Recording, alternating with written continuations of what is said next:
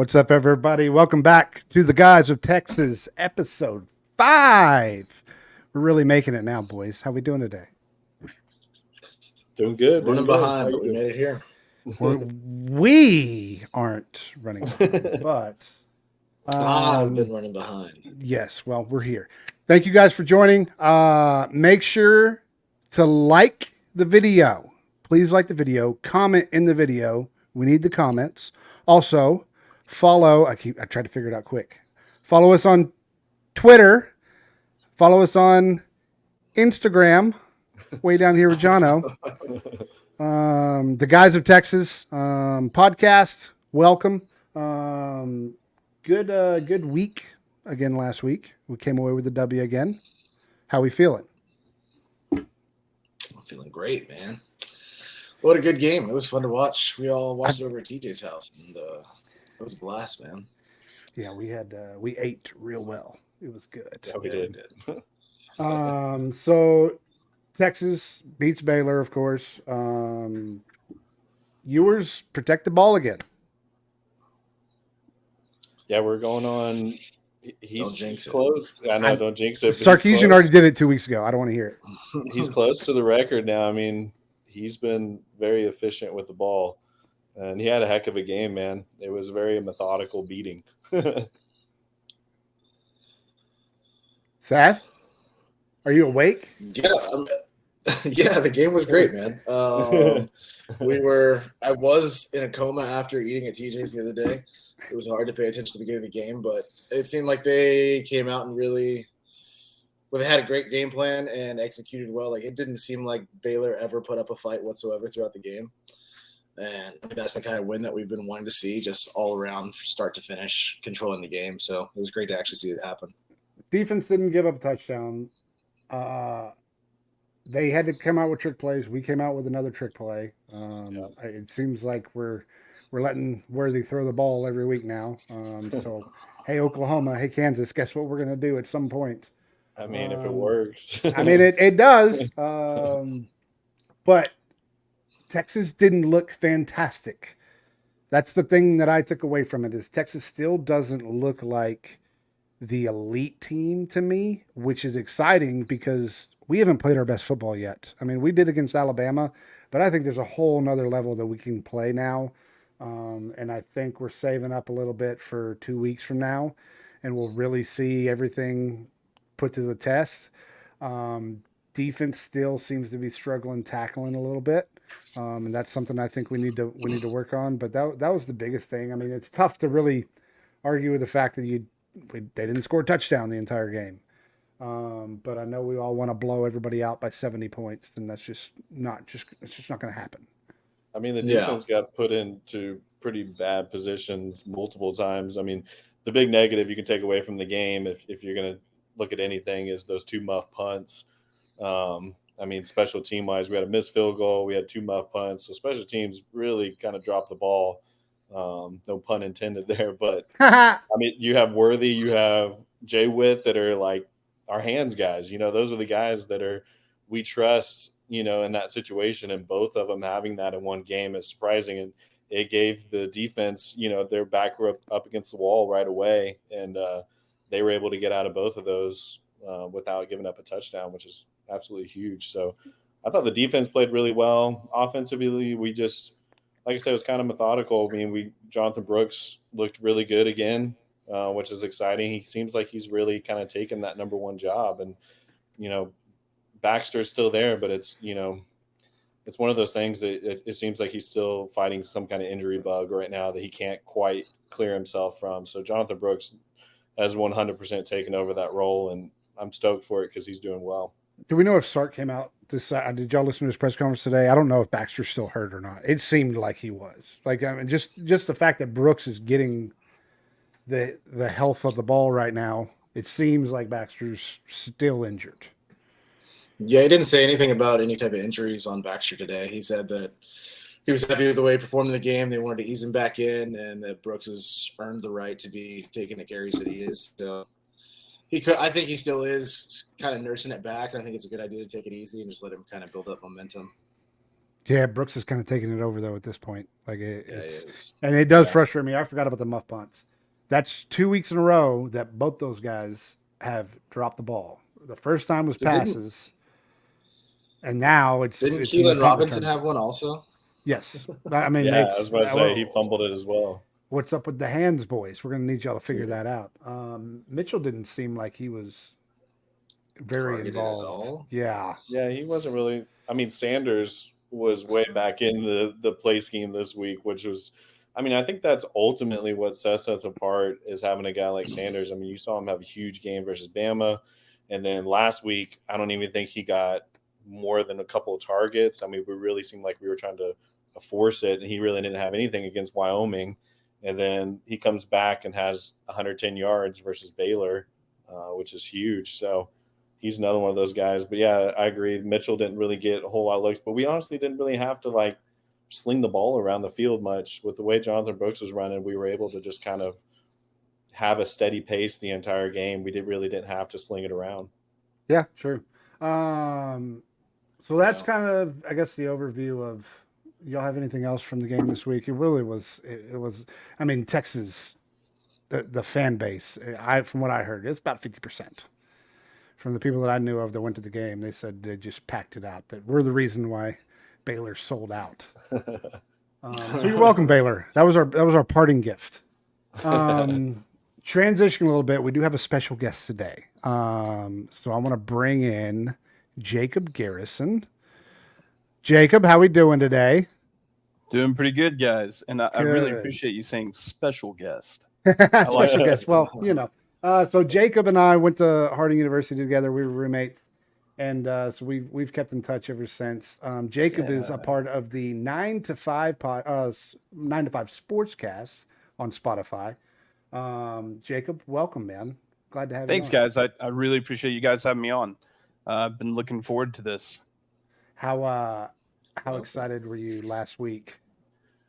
You were almost there.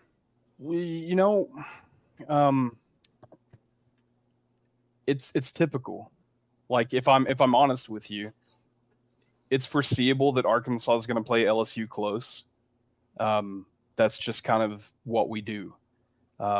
Even in our worst years, we have a tendency to play LSU, as if we were equal in caliber to them in all regards of the game. And it's always crazy to me how we're able to do that. But at the same time, we don't come up with the product that we want. We don't get the win typically very often, which was the case here. 3 points. It's a heartbreaker to lose that closely away in LSU. In Baton Rouge, it's tough, man. It's a roller coaster of emotions because, the first quarter of the game, we control.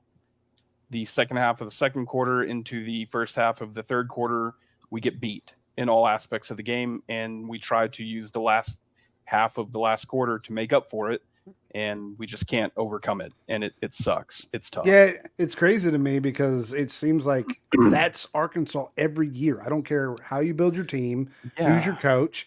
Like when we went out, or Jake, I went up to Arkansas with Jacob, and we went to the Texas-Arkansas game a couple years ago.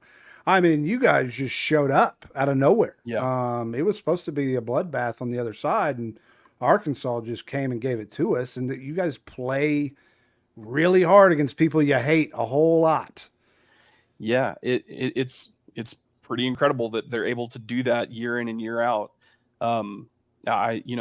Again, it's such a frustration because you want to get that result and you're tired of getting sort of the moral victory, right? Like for us, that's how it gets billed in the media around here a lot of times is the positive takeaways. And we were so close and we were playing, 6:30 game in Baton Rouge and this, that, and the other, but we didn't win. And that's the whole point of the affair in the first place is to win the fucking football game. Excuse me. And we didn't do that. And I really, I'm really frustrated by that. And I get tired of the moral victory mantra that's tossed around. Eventually, sweet things become bitter over time. And that's how that goes with moral victories. Yeah. It's man, LSU's not an easy place to play. When we were in Alabama, all the Alabama fans, hey, it's fun to go to SEC schools, but don't go to LSU because you will And they're not be right. liked there. They are spot on, brother. It is no fun to play in LSU for anyone. No fun to play in Baton Rouge, period. Death Valley is not a joke. I mean, it is hostile from the time you walk in to the time you walk out. And typically by the time you walk out, you've got far more beer on you than in you. It's very frustrating. What who you guys got? Like what player caliber do y'all have to look out for when you guys are playing? Do you have anybody? Is it I mean, we actually have some very good players. We've got KJ Jefferson as our starting quarterback. The guy is an absolute tank. He comes in at about, I think he's like 6'3", 6'4", and about 250. No joke. jeez. He's huge. He is a large man, and he runs. Did he make like it that out too. Did he make it out of Baton Rouge all right? It looked like he was getting lit up a little bit. So KJ, yeah, no, you're absolutely right. KJ lives in a point of pseudo injured all the time. Like that's Yeah. just how he is. Sometimes he becomes so injured that he can't play, but he's always at least somewhat injured. So there's a talking point every week where was KJ injured? Is that what affected his play? Is he going to be well for the game this week? We'll hit all those before we play A&M this weekend. And by the time the game shows up, he'll play. Okay. Who else you got? How you feel about the A&M game? I mean, I like it more now that Wegman's out. Yeah. I mean, that helps us. Yeah, they're- but their backup looked pretty solid. okay. Did you watch any of the game that we played against them last year? No. We gave them that win. Well. If you fumble the ball on the half-yard line and let them take it all the way to the house, you're going to lose. If they're housing you from your own half-yard line, you're going to lose. And they did that to us. I mean, we gave that game away to them last year with, I would argue, a worse team athletically than what we have this year. We have some very good, big-bodied, large receivers. We have this kid, last name of Broaden, that came from Bowling Green, I believe. Less than impressive fact that he came from Bowling Green. Very impressive, however, that he's like 6'4" and like 215. I mean, he's a big kid. He's a big kid, big body kid. We have this Luke Haas kid who I'm telling you right now, if we don't give him an NIL deal, somebody's going to come get him. He's that good. He's a tight end on our team, but he plays a lot like who could I compare to? Like just big-bodied wide receivers. Like he's not slow. He's not slower like a tight end. He's very fast, and his hands are incredible. It's like Sanders, so we have. Yeah. He's not as big, but he's fast. Yeah. We're without our best running back, Raheem Sanders, or Rocket Sanders, as most people know him. The kid was on preseason Maxwell Award lists and everything else. He hadn't played a single down for us due to knee inflammation that occurred during training right before the first game. So I don't, that always hurts, but we have one of the deepest running back rooms in probably all of college football, honestly. It's just we've been struggling on the front line to establish anything. And games are won and lost in the trenches, man, and we're losing it right now. So, but that A&M game, I'm trying to remain cautiously optimistic, I think is the best way to put it, because we play in Jerry World. They like to say, they throw around this phrase, this term of neutral site. Yeah. But I don't know how playing in Texas against a Texas team is a neutral site. Somebody can explain that to me. I'd like to understand, but no. We're playing in Jerry World, and we always fare well against them. Again, much like the LSU game, this is one of those teams. You can probably take it to the house. It'll be a close game. Well, at least you guys will be in an actual professional stadium for once. Arkansas doesn't really have a whole lot of those. So they're actually, interestingly enough, to bring that up, a little aside here, they're building a UCL soccer stadium like 2 miles from my house. Oh, all right. So we're gonna get professional soccer, boys. Look at that. We'll have to do Austin. Are they in the same? It's not MLS. It's the one right below it, tier right. Got below. it. So, well, maybe y'all could just be our farm team for Austin FC. Potentially so. Great. Yeah.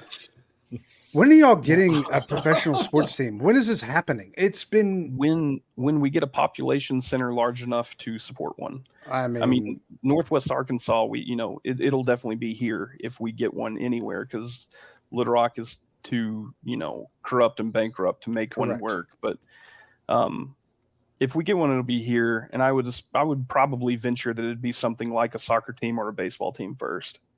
That's the likely. Yeah, I just don't see football as you just got everything around you. You got too much going on between Kansas City and Dallas. Yeah. It's a 3-hour drive one way, 5-hour drive the other. I don't see it happening. Yeah, plus you got Nashville the other direction. True. So it's Very true. well, maybe one day you guys will actually be able to root for a professional sports team. Yeah. But so do you think Arkansas pulls it off? Because I'm going to tell you right now, we're going to need you to make that happen. Yeah, I think there's a very good chance. I think so we're in the middle of the what I referred to in my podcast as our Odyssey, our death march, if you will. We play 4 games away from home, starting with LSU, going to A&M, going to Ole Miss, and going to Bama. It doesn't get much more difficult than that in the SEC, or probably anywhere, honestly. So playing this game against A&M on a neutral site, again, air quotes, whatever, probably is it was the one that I circled from the very beginning of the one that we needed to win. If we could just get one out of these 4, that before the BYU loss, I should say, it was going to be enough to get us 8 wins. And now I'm not so sure with the BYU loss. We're going to have to find another win somewhere else. But yeah, I mean, I think we have a very good shot, to be honest with you. I know the team's going to be fired up for it. I know Sam at this point, he's incurred a lot of shit in the media. He actually deactivated his Twitter earlier this week. Due to a lot of backlash he was getting, through media outlets and everything else. So he's somewhat embattled right now. I think the honeymoon phase is over for Big Sam. So, So what do you guys think with this SEC move? Do you guys think y'all stay playing at Jerry World, or do you even think no? Have we heard? It's actually scheduled to end, I think, either after this That's what I season or thought. next. Okay. Yeah. Okay. So I know we have a schedule out for next year, but they're not putting any kind of conference, like sub-conference or anything together yet, have they? Not yet. No. Okay. There's nothing in the books for that yet. There's been lots of things thrown around, about how those conferences may look. I mean, essentially what they did to us is just recreate the Southwest Conference for, more or less. I'd be lying if I didn't say I saw that coming, but it is what it is. I think that it should be a lot of fun. Bringing in OU and Texas brings some really good, it brings in some really good opportunities for large games at a larger viewership. It brings in 2 really good TV markets and media markets to the SEC. And you know how the SEC is. It's all about the almighty dollar. So it's what can you do for me that I then can do back for you. So both of those schools bring in a lot of money, and they're bringing in a lot of history and a lot of ability for history to be made later down the road with schools that already exist inside the SEC. So that's gonna be I like it. CBS. Huh? Watching games on CBS is gonna be weird for us. Like I can tell you that right now. Yeah. Well, I miss. Yeah, it's gonna be strange for watching games on the CBS. It's funny to me. Now I'm gonna go on a slight tangent here if you don't mind.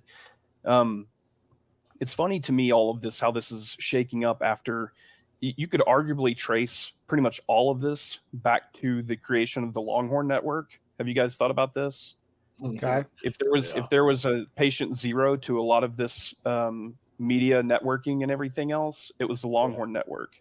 However many years ago you guys did that, that was kind of like the first man on the moon, and then everybody else decided they also wanted to be on the moon. Mm-hmm. And so it started that whole rush to get out your privatized media to try to capitalize on all those extra money that was just kind of left out there on the table. And then once the SEC signed, with CBS and signed with ESPN and started actually partnering with companies to get their product out, that's when it, the other like Big Ten and everything else started to figure out that was the route to go. And so it's funny that the potential is that Texas creating the Longhorn Network is in the end what made them move out of the Big 12. Ironically. Well, and end. also Texas brought beer sales to every college football game. You're welcome to that also. See, I didn't know we that. started That's all that. Yeah. We were the ones that started all that. So we were like the test market for all that. So you're welcome everybody there. At Satchana, who do you want in the SEC? If you had to split them into fours, who's your top three teams? I know they mentioned, doing like a pod type system. I mean, the teams that I want to play every year is obviously going to be A&M, LSU, Arkansas. I mean, those are going to be the ones that are pretty high up on my list. I mean, it just makes sense for those teams to be, playing each other year in and year out. I mean, that passionate fan bases and, history between a lot of them. So those are the ones that I would say, obviously playing against Alabama is always fun, but those are the ones that I would say that I'm most looking forward to. Yeah, I mean, those are the ones I feel like everybody's been saying the most. They have the most history. They're, as far as location-wise, it makes the most sense. And I kept hearing Missouri mentioned, and I was just like, please, God, don't give us Missouri in our pod. Yeah, LSU, Arkansas, and OU. And, well, I guess we're going to have OU in ours for that. See, but that's the thing is we're all thinking about all this, and not once have we mentioned OU, and I'm ready to be done. Don't care. Like, at this point, Seth, you brought this up. It's kind of weird that we're going hand in hand out of the Big 12, and we're the hated teams now in the Big 12. And now it's like we're brothers arm in arm, but we also hate each other, and we're about to rip each other apart in 2 weeks. It's very weird. And now that I think about it, OU, yeah, cool. It'll be fun to play, but does that rivalry go away all of a sudden? No. It's one of those things. I almost feel like it was like OU sucks. There's some kind of underlying agreement when they came in together that there was something written in there that said that they're going to continue the rivalry every year. I mean, I don't see how you could stop that. I mean, I think people would seriously riot if they didn't have OU on the schedule. Well, and A&M. Sorry, go ahead. No, you're good. I was going to say it's possible too that they work it out to where you play your 4 or however many other pod teams every season. Then you have like 3 or so SEC teams from other pods that you play in like a non-con type situation. And I mean, it's very conceivable that they would include the Red River. That's a tongue twister. Red River rivalry as part of that, whether or not Oklahoma's in your pod or not. They're going to want to keep as many of those historical rivalries around, and that one definitely, even though we're inheriting it and at the SEC, I'm sure it's one that they've circled as something they want to keep around. Yeah. Well, A&M can keep our name out of their mouth with their fight songs, so we're going to have to go play them every year. So, well, I just want to mention something. You guys keep bringing up A&M, and I think I've said this before when talking about Texas coming into the SEC, but this is kind of my hot take on this whole situation, right? So Texas coming into the SEC doesn't really affect too many things inside the SEC other than it's probably going to completely destroy A&M recruiting. Yep. And that's just my guess. I'm going with my gut here because I think a lot of the good recruits, they keep having these very high nationally ranked recruiting classes at A&M, and I suspect a lot of that has to do with them being able to say they're an SEC school, as to why recruits inside the state of Texas are choosing to play there instead of in Austin. And once that SEC title is also out beside the name of Texas, I think a lot of that will level out at least and probably swing in Texas' favor the further down the road we go. I think you will see A&M's recruiting come crashing back to normalcy very quickly. So I'm hopeful for that too. I can't stand A&M myself. We've renewed old rivalries there, and they didn't do any favors either by hiring Jimbo frickin' Fisher and then allowing Bobby P to come in. Like, it's Houston Nuts next. Oh my God! It's like just put it on your back, and you're like, "Hey, shoot us." Yeah. Okay, we will. We absolutely will. We will save our largest bullet for you every time. It's so I mean, funny you talk. It's so funny you talk about A&M like that, because ever since there was even like a whisper of Texas going to the SEC, that was the first thing I said. And A&M fans, their response is, "We have more money." It's like, dude, that doesn't matter. I get it, and I can appreciate the tradition that A&M has with their fake army and all that stuff, but they just don't have the brand name that Texas can carry on with an SEC attached to it. They beat us marketing wise, and someone actually, an A&M fan brought this up, that A&M actually leads Texas in marketing somehow, but the SEC label attached to that is what's going to make the whole difference. And that's why I think moving to the SEC, it will affect them. I could be wrong, but I've been saying that the whole time. Like it's just going to be a different aspect to A&M, and I think that's why A&M fought it for so long. It's because they know that's what's going to happen. It wasn't about playing us. It's the fact that they know once that SEC title is attached to us, that it's going to be very difficult to recruit. Yeah. So yeah, I mean that's why they left. I mean, ultimately is because, like you mentioned, we got the Longhorn Network. Then all of a sudden, A&M's just I want to do something different now. I gotta do something to level out. So that's why they went over to the SEC. So, I mean, it's fun. I'm glad it's coming back. It's a rivalry that we need. That college football needs. So I'm glad it's back.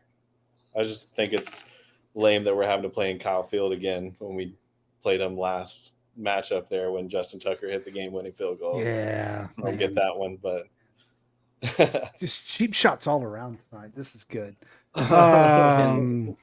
Let's talk about. Sorry. Yeah, go ahead. Wrap a tiny bow on this. Oklahoma, for me, adding Oklahoma to the SEC is basically like nil pois. I don't care.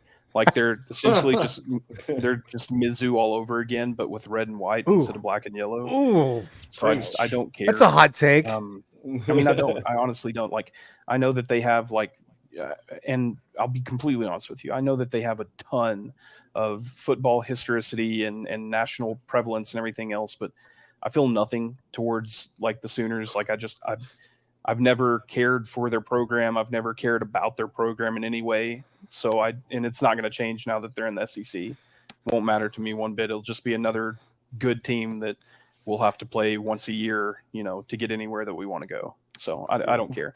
And they created this you love to hear it. garbage battle line rivalry between us and Mizzou. That's just the biggest crock of crap up here. Like you're I don't know. It just feels so forced. And that's how almost every game against Oklahoma is going to be for me.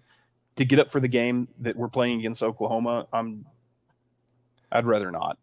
Give me somebody from like the SEC East again. I'd rather play That's Vandy. Crazy. That's a little wild, because I mean, if I think about Mizzou, it's like, yeah, okay, cool. We're going to play Houston next. Like it bores me. But you have history. Oklahoma, yeah, and I get that. History.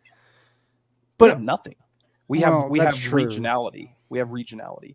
Now in basketball, it'll be a little different. In baseball too, there's some history there in basketball and baseball. But for us in football, man, there's nothing. It's I mean, other than just our schools being pseudo close on the map. That's about it. I want to know what it would be like if Texas and OU finally decided to stop playing at the Cotton Bowl and just travel to each other's cities.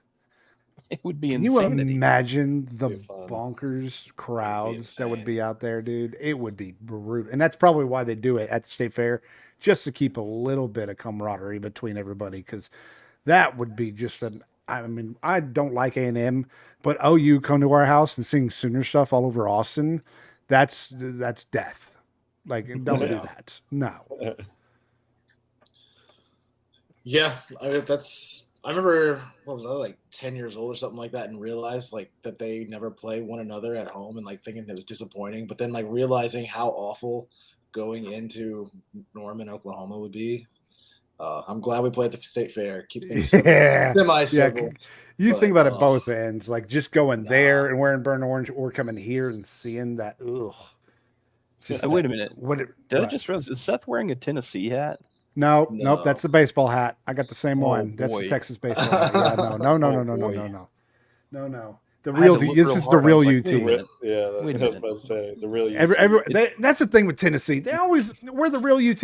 Let me Talk look about up forced championships. rivalry. Yeah. About When he forced gets rivalry. closer to the mic, I can see the burnt orange, or to There you the go. camera, I There can you see the go. burnt orange, but a little further away, it's tougher.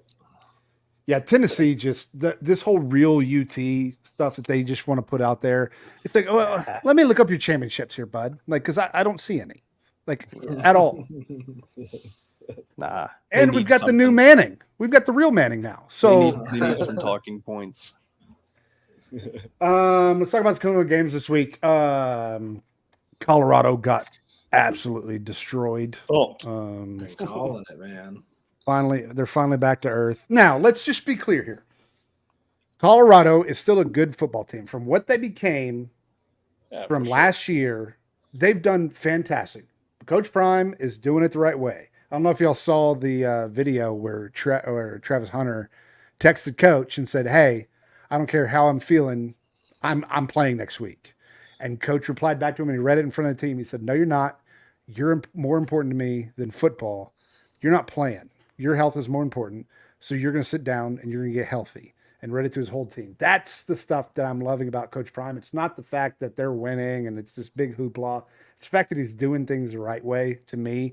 But then you get blown out, and now you're going to start seeing real true colors of Colorado fans, and they're coming back down to earth. Let's get his son Sanders down back to earth with this watch thing. That's going to have to stop. There's no such thing as Colorado fans, just so we're Well, clear on that. There's Dion fans that he That's now true. coaches Colorado. That is so, that is very true. Um, Those fans disappear soon.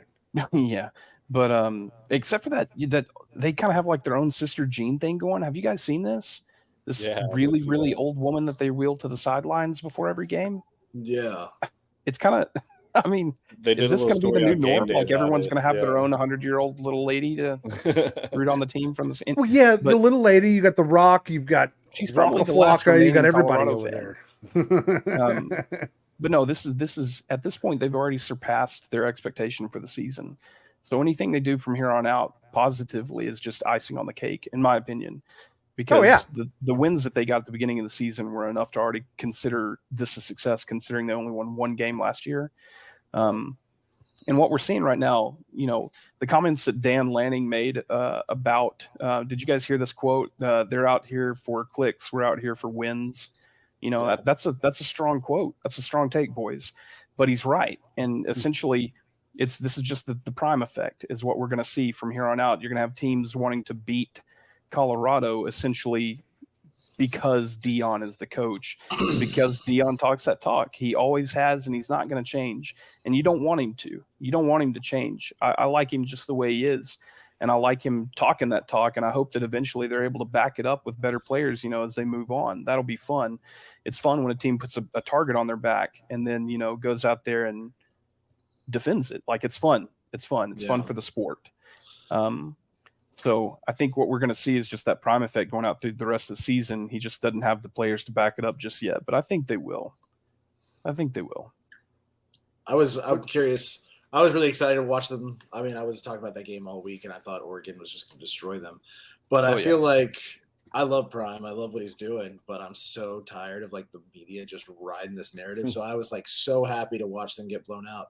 Not because I hate Prime, but because I hate what the media is doing to what he's doing. Yeah. Can we just shut up and let the man coach? And yeah.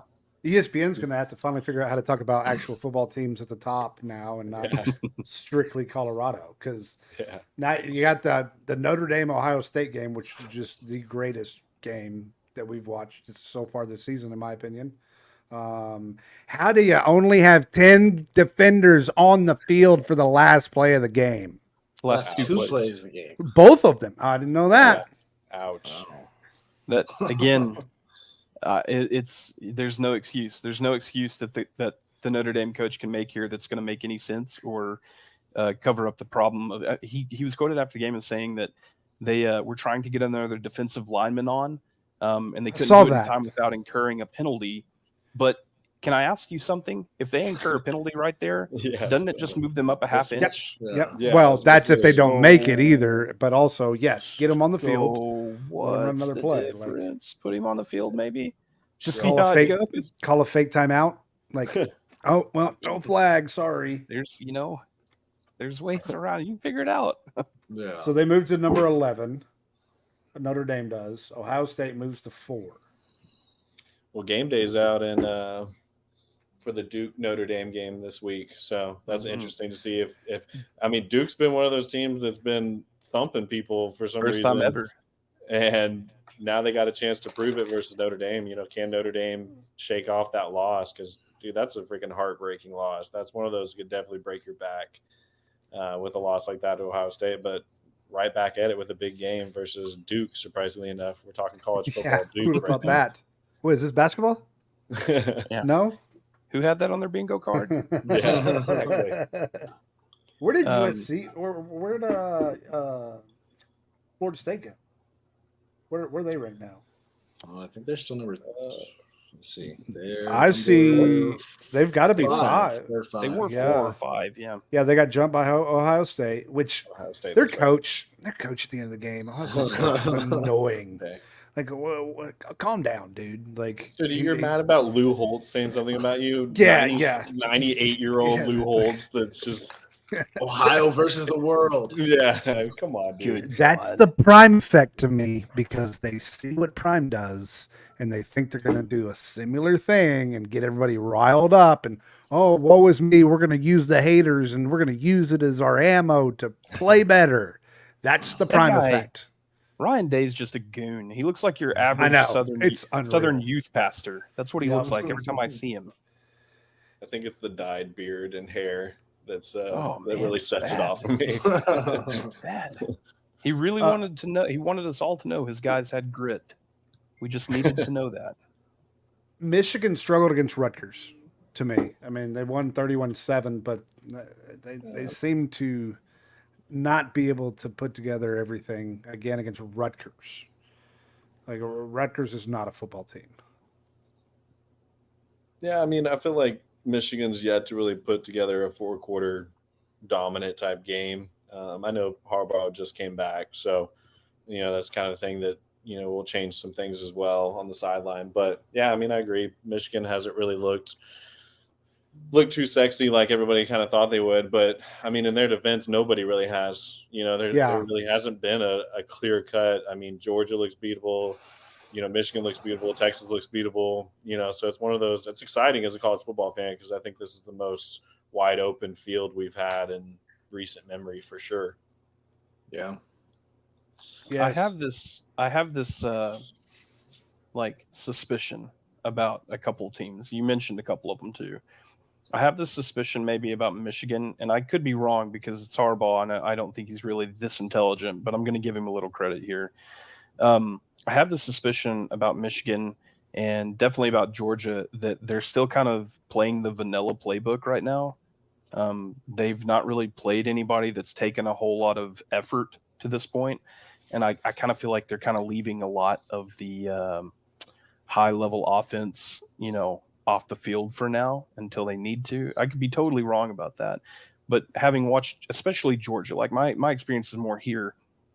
Having watched Georgia for the past few years, athletically speaking, their team is still on par with the Georgia teams that have won national championships the past few years.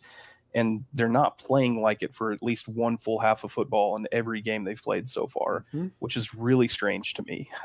They come out in the second half and they completely dominate. I don't know if you guys noticed that, but I mean, they dominate the second half of every football game.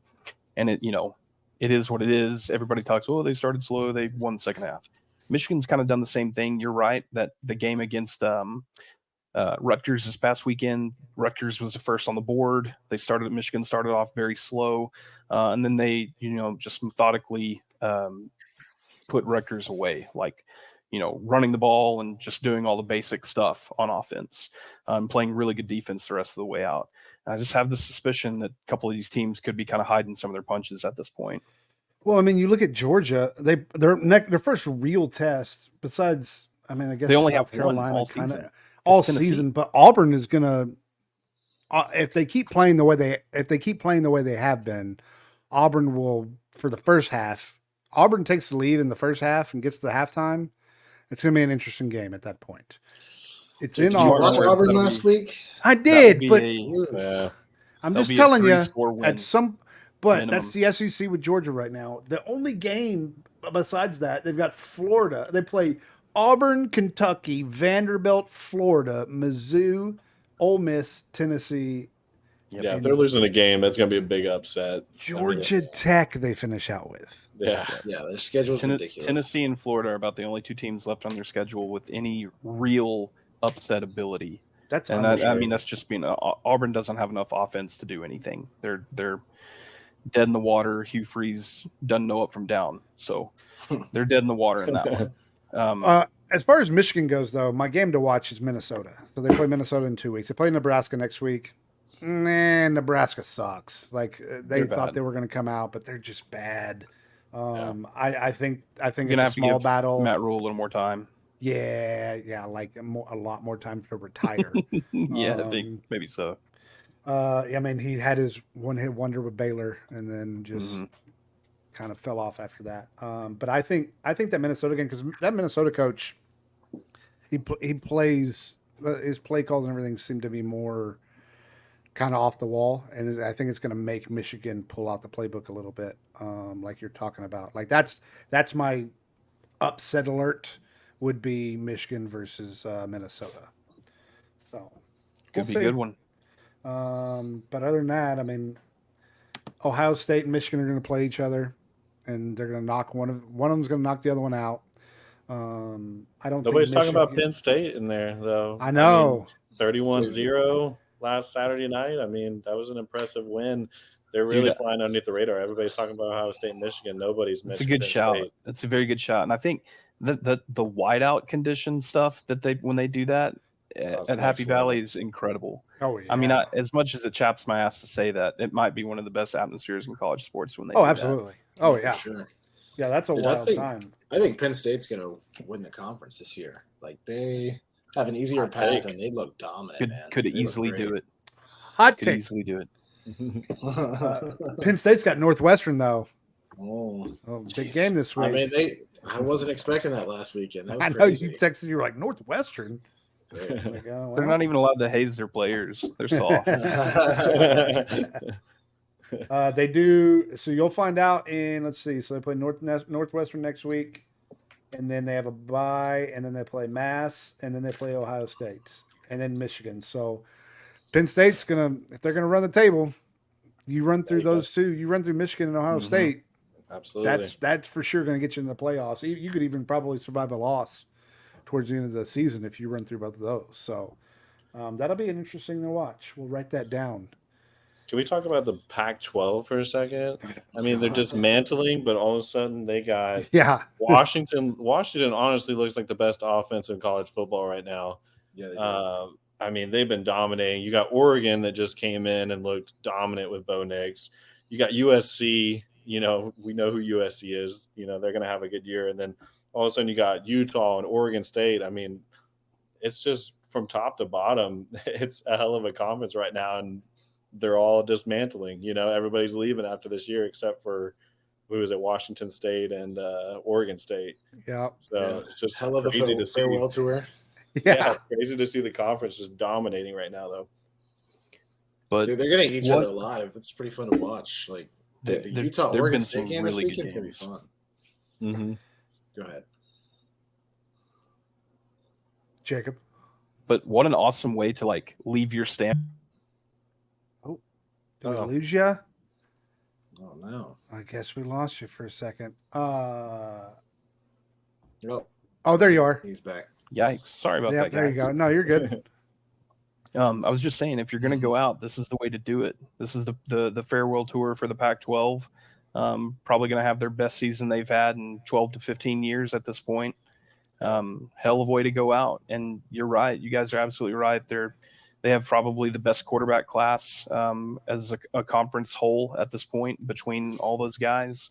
Penix Jr. is an absolute monster. That guy can play football. Like he can throw, he can run. I mean, he's very, very good. And it's been really fun to watching him play that late game this last week against Cal. that was something else, man. I know Cal's not great. I know they're not, but that was something else. That guy's absolute class. I Dude, mean, he had the fact enough he's got highlights. 10 touchdowns is crazy. It's nuts.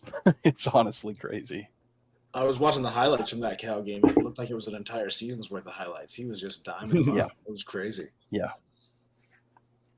That's one of those sleeper teams. I mean, there's obviously going to be somebody that comes out of that conference, that if they run the table, I mean, I don't know how you could deny them putting them up ahead of, a Georgia or something, but somebody like that runs the table, with their field of work they're going to have to go through in that Pac-12 is brutal. So, Yeah.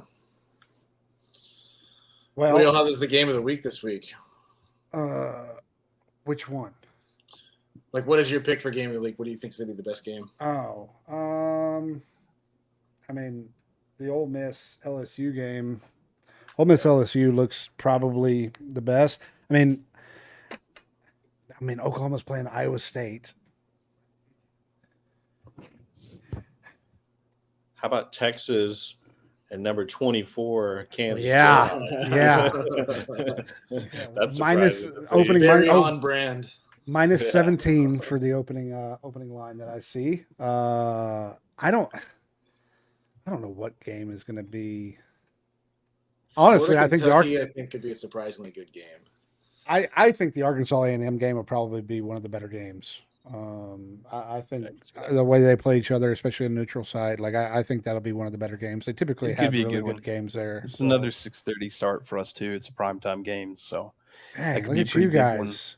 yeah, I don't know what we did to deserve that, but I'll take it. Should be a pretty good game. I do like the Texas-Kansas matchup too. Very intriguing.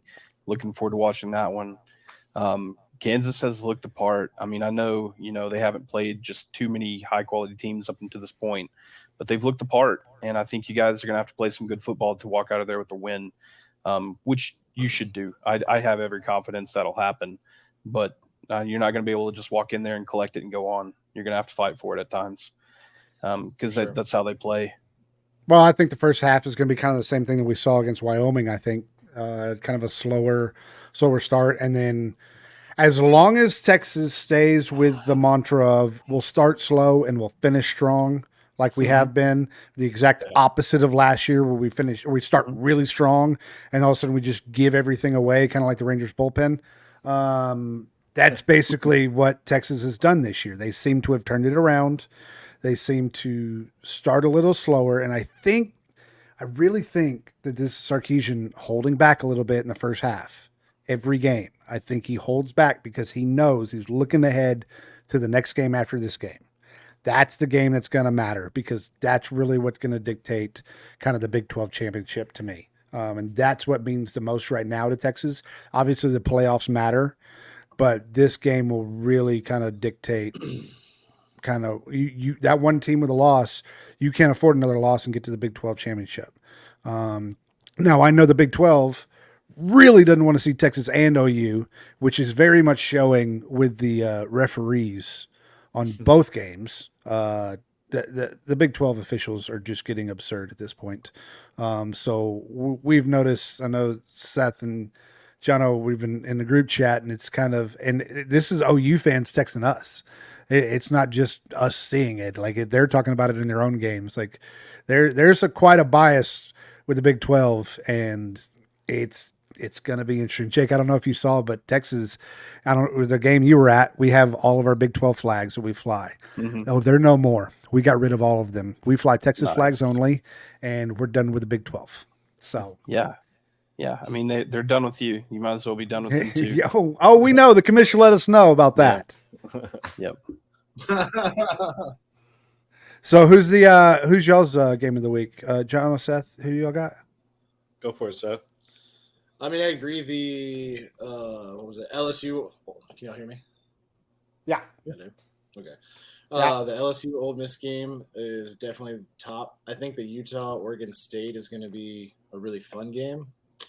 And then kind of like an under the radar would be like Florida Kentucky could end up just being like a real brawl. I think it's going to be fun to watch. I wonder. I mentioned it before, but I like that Notre Dame Duke game. I think it's intriguing for sure. to see, if Notre Dame can bounce back and see if Duke's for real, So that's one of those games I would say that I'm definitely going to be tuning in there when I can to watch that one.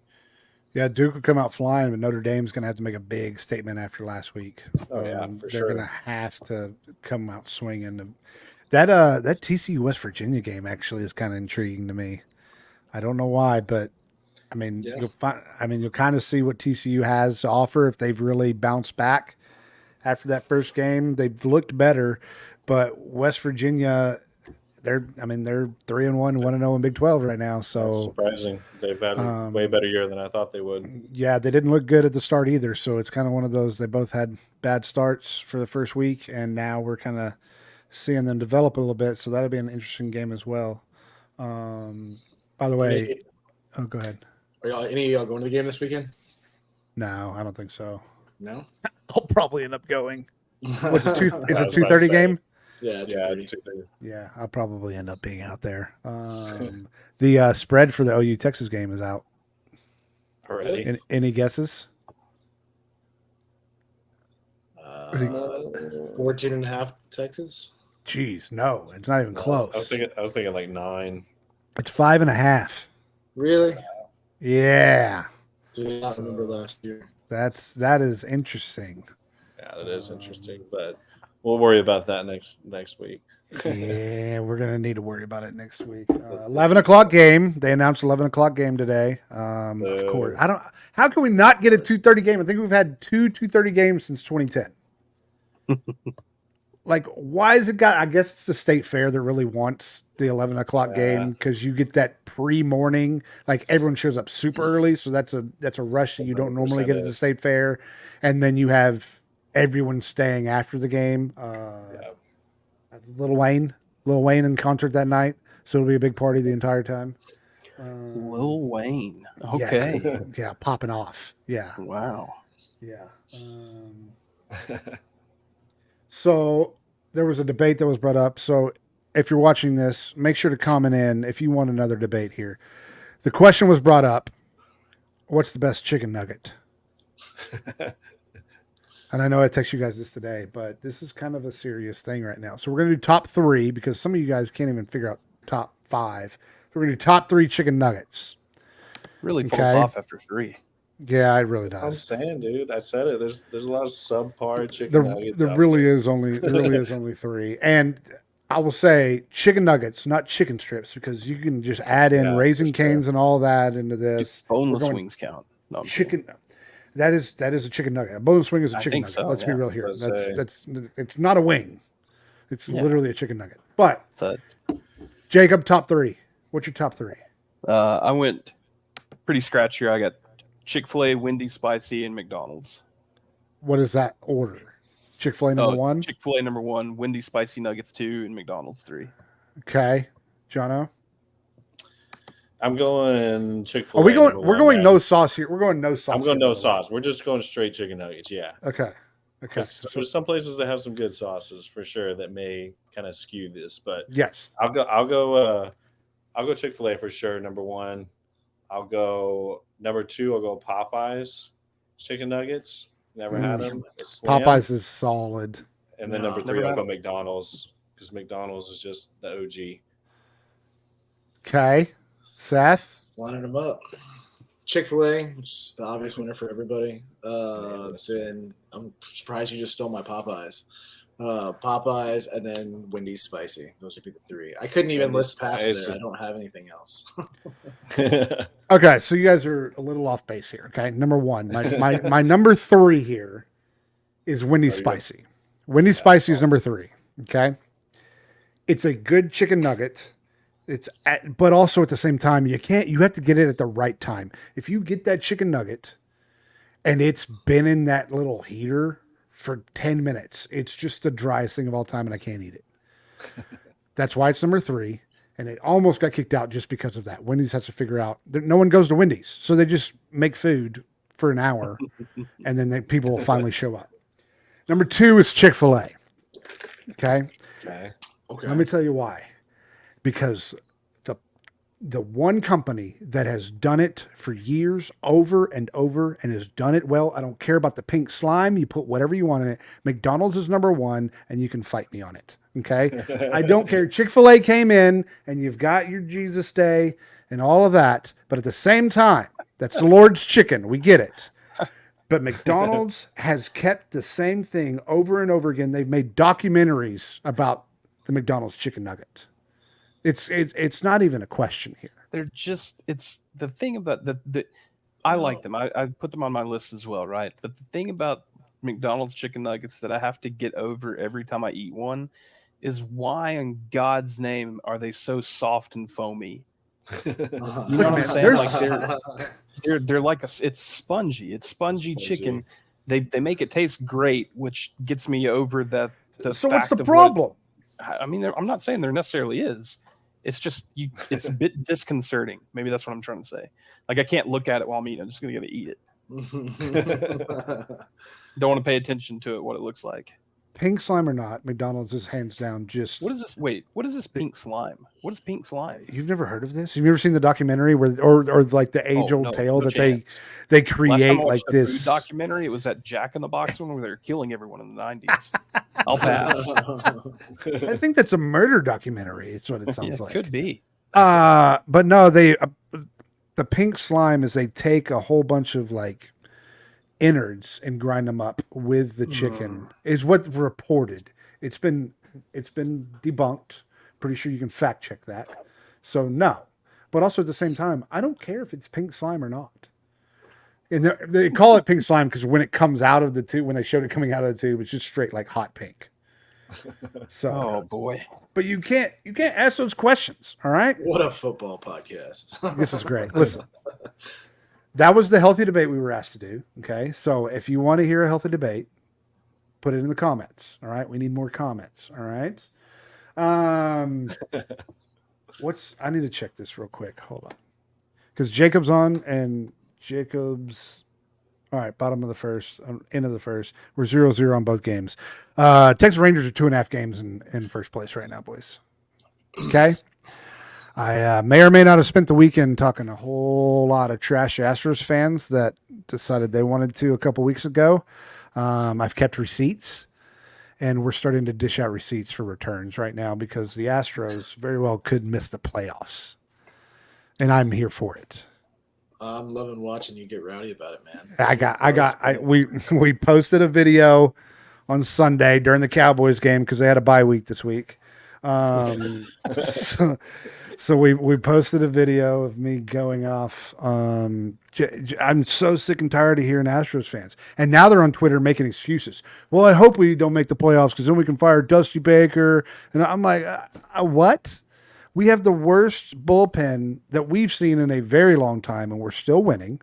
If we had a bullpen, we would be extremely deadly to the point where the Braves wouldn't even be able to handle it. Like it's the Express hat. He flipped it around.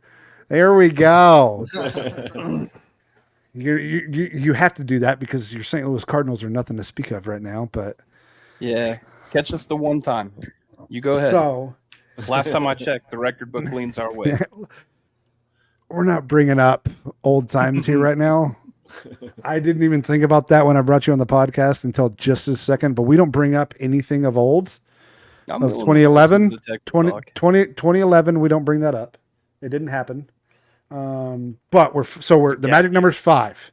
So if you don't know what a magic number is and you're listening, if the Rangers win or whoever's in second place loses, that magic number goes down. For a Rangers win, it goes down, and for a loss. So we only need to win 5 games no matter what anybody else does when we're in. I'm excited. I made the call last week. We're going to make the playoffs, and we're going to win the division at this point. Like it's going to happen. I am all in as a depressed Ranger fan. I know what's going to happen at the end of this. We're going to make the playoffs, and we're going to get crushed again. And I'll go right back to watching miserable Cowboys football. I have the Longhorns. The Dallas Stars just started.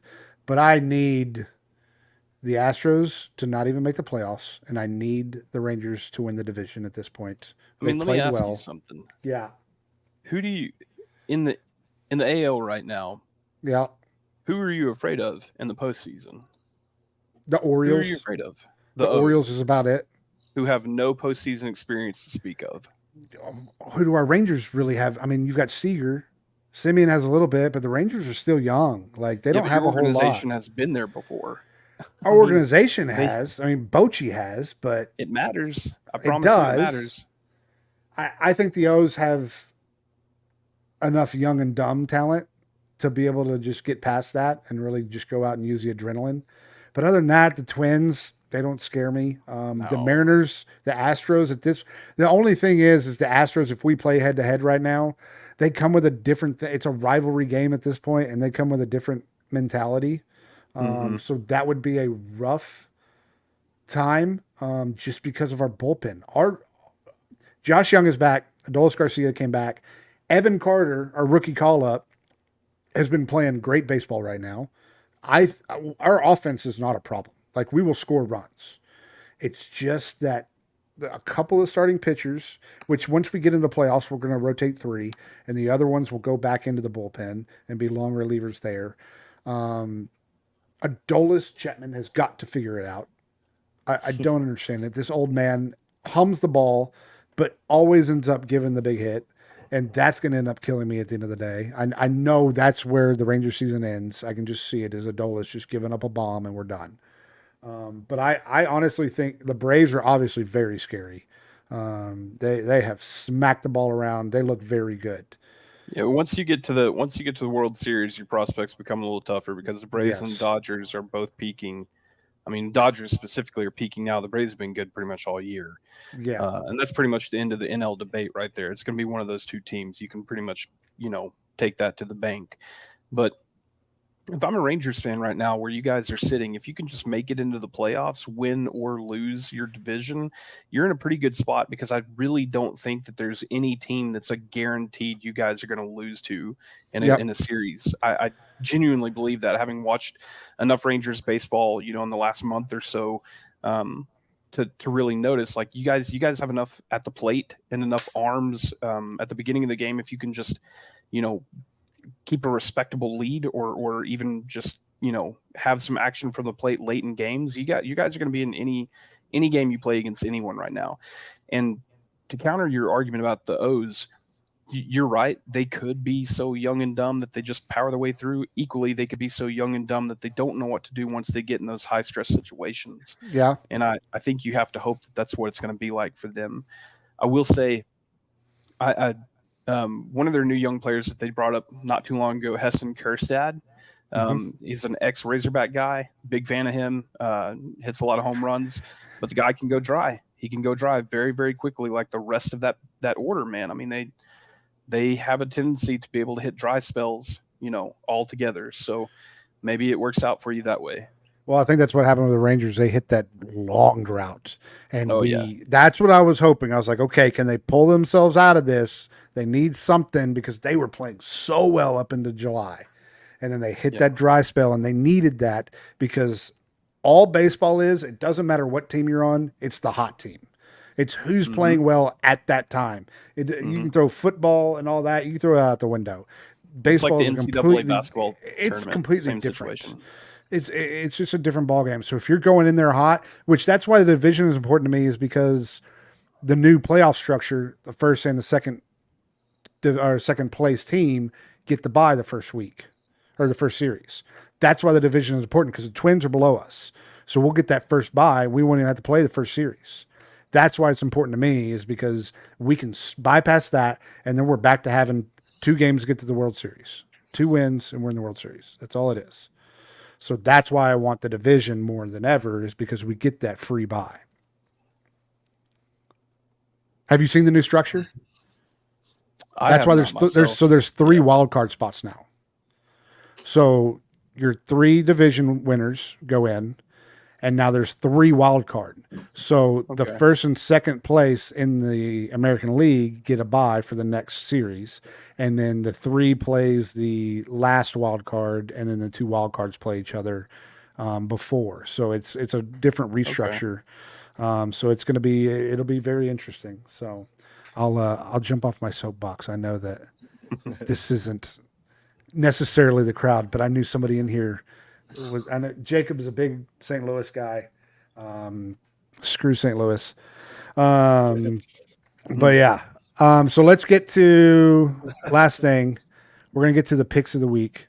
So we broke it down. Seth, you went 1-1-1. You had Texas with the points. You had Notre Dame straight up, and you had Wyoming over App State -3, and they pushed. So you went 1-1-1. Jono, you went 1-2. Is that right? Yeah, I went 1-2. 1-2. You had UCLA over Utah, Washington State over Oregon, and then Notre Dame straight up. I had Notre Dame, Arkansas. You're welcome, and Tennessee -21.5.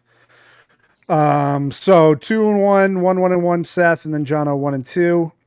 What games we got this week, boys?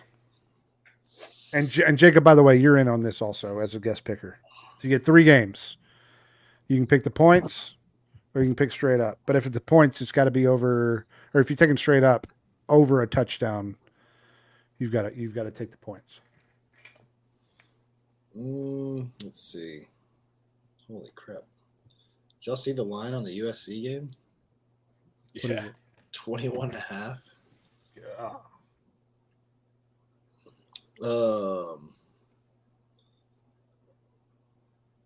Sorry, I wasn't prepared yet.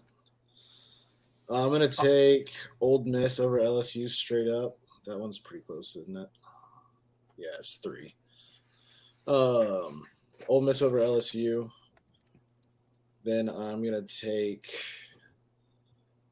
Oregon State over Utah. They're gonna end that 4-0 streak straight up as well. And then for the points, let's see, last one.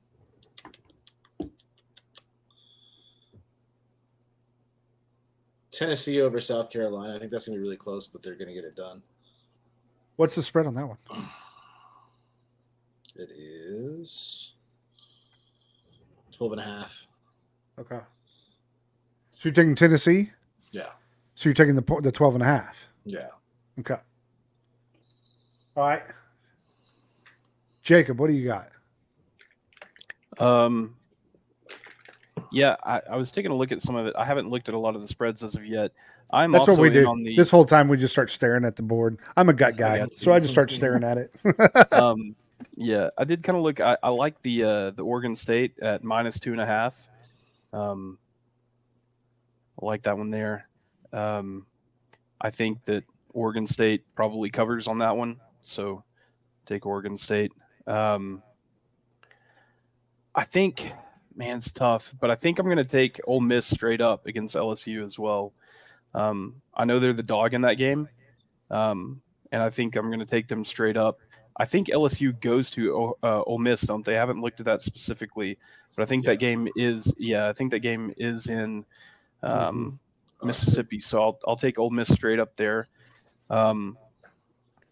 What is the spread? I haven't looked. I guess I could look it up. Does anybody know what the spread on the Duke and Notre Dame game is? I know Notre Dame's the favorite, but Notre Dame 5.5.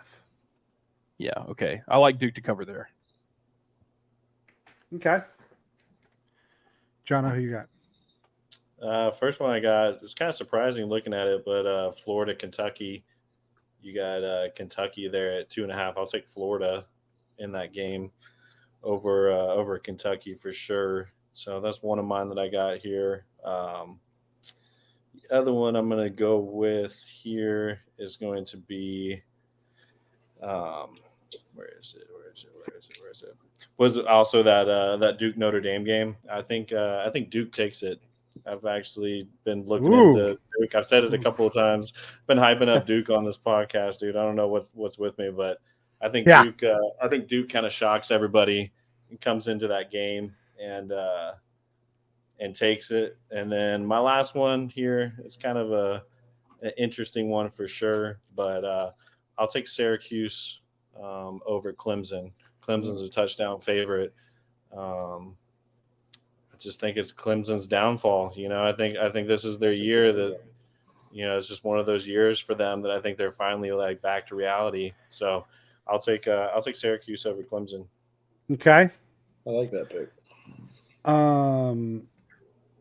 This isn't a homer pick just because Jacob is here. I'm riding Arkansas again over A&M. I think they got a little bit of hungry. They're not going to be at away, but they're not going to be home.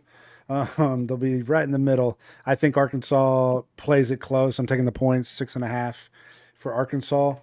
Oh man, there's some of them that I'm like, do I want to do it? There is one in the Big 12 I'm going to go ahead and do. I'm going to go ahead and call West Virginia with the points to cover TCU. I think it's going to be a really close game. So I'm taking West Virginia. That spread is 11.5 TCU. So I'm taking plus 11.5 West Virginia. It's a lot That's of my points. that's my hot take. And then taking Boston College over Virginia. That's -3. Boston College -3. Taking Boston College over Virginia. Boston College gave Florida State all they could handle. Yep, they did. Yeah. And Virginia, yeah, but I mean, it's a full-on Virginia's poor, man. battle not- of the they're not battle of the Ophers there. I mean, Mhm. Boston Yeah. College has one win against the Big 12. What do you know? Okay, well, appreciate it, boys. Kansas next week. Let's see Ewers continue to control the ball. Let's see if we can mix Baxter in there. I don't think it's going to happen. I think they rest Brooks a little bit this time around. If we're up decent at the first half, I think we drop him back down and give him a rest for next week, or for the next week. So we'll see. I want to see a little bit more from Mitchell. Get him more involved this week. But Sanders is getting a lot of opportunities, and I think that's going to die down a little bit here. He'll still see the ball. But I think they're going to save a whole lot for next week. You're not going to see much flashy play this week. I think they're going to do enough to win and then move on. So let's do a little score prediction real quick. Oh yeah, that's right. Jacob can do his Arkansas Texas A&M game. So Yeah. TJ, start us out with the Texas Kansas prediction. Kansas is going to score 17. Texas is going to score. I think Texas is going to score 38. I don't think it's going to be as high scoring. I think it'll be 38-17 this week. Okay, Seth, what you got? I'm gonna go Texas 42, Kansas 21. Okay. That's my Alabama pick. I'll go 35-21 Texas. I think it'll be a little close. Texas pulls away in the second half. So, all right, Jacob, what you got on your A&M Arkansas game this You weekend? can do both. Or you can do both. Yeah, you can definitely do both. Oh boy. I like Texas in the Kansas game. I don't know score wise. I'm probably going to go ahead and give them probably like 34. I think 34-21 is respectable. I think Kansas can put up 21 points, and I think it'll probably be not that close though. It'll be a Texas controlled game that Kansas stumbles upon 21 points in different ways. Muff punts. It could be by the end of the game. You guys are just kind of out there trying to end the game, let them score a few times. Kind of happens, you know. For the Arkansas A&M game, I'm going to go 31-27 Arkansas. I think it's probably going to be fairly high scoring, close run affair. I would like to think though that we'll get the better of them in the end. Just be able to stay on top of the scoreboard. We're going to have some turnovers, which I think we're capable of. So yeah, 31-27 Arkansas. Nice. Well, Jacob, please make sure to follow Jacob on Spotify. He's got, is that your Instagram that you've got? Yeah, that's right Instagram down, or excuse me, that's my X, if you will. It's not Twitter anymore. It's X. Oh, This is- yeah. Excuse me. It's Twitter, This- guy. This. Yeah, This there way, it There is. you go. This way. There we go. Yeah. Right in there. Yeah. Somewhere right in there. That's our Twitter handle, 9to5_sportscast. You can find us on Spotify at 9to5sportscast as well.